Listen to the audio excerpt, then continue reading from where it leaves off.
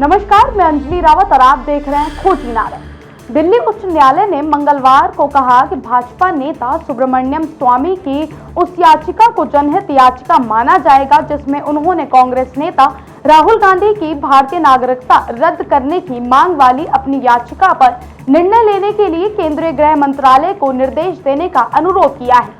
न्यायमूर्ति संजीव नरूला ने श्री स्वामी की याचिका को जनहित याचिका पर सुनवाई करने वाली बैठक के समक्ष भेज दिया। न्यायालय ने कहा कि इस न्यायालय को संविधान के अनुच्छेद 226 के तहत अधिकार क्षेत्र का प्रयोग करने के लिए लागू करने योग्य संवैधानिक अधिकारों का प्रदर्शन करना होगा जो न्यायालय नहीं पा सकता है।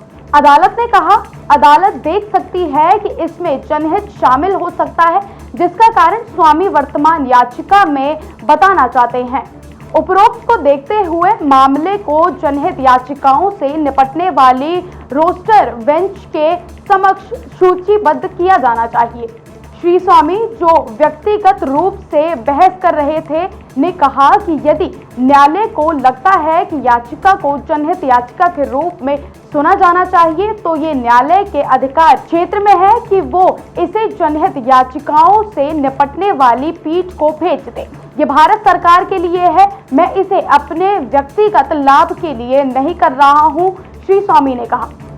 भाजपा नेता ने कहा कि मंत्रालय को की गई उनकी शिकायत स्वीकार कर ली गई है और श्री गांधी से इस पर जवाब मांगा गया है।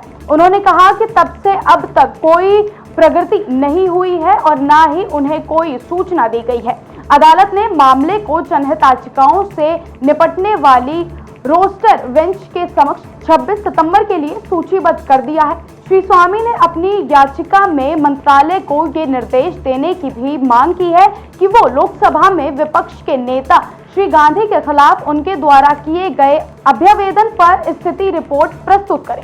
अधिवक्ता सत्य सबरवाल के माध्यम से दायर याचिका में कहा गया है कि श्री स्वामी ने हाल ही में मंत्रालय को एक पत्र लिखा था जिसमें श्री गांधी द्वारा ब्रिटिश सरकार के समक्ष स्वेच्छा से खुलासा करने के बारे में कहा गया था कि वो ब्रिटिश नागरिकता के नागरिक हैं, जिसका अर्थ है कि उनके पास ब्रिटिश पासपोर्ट है।